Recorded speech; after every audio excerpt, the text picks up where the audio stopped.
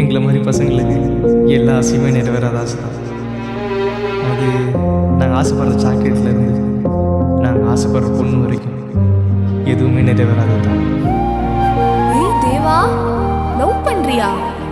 சொல்லவே இல்லை பாத்தியா?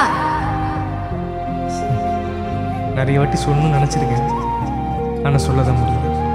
நான் உன்னை ஒரு பொருட்டா கூட மதிச்சதே இல்லை.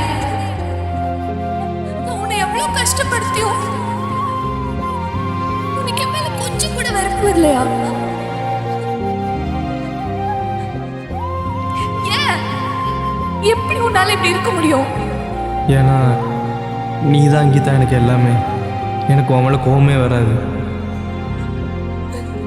இதே போல் எப்பவும் சிரிச்சிட்டு சந்தோஷமா இருங்க.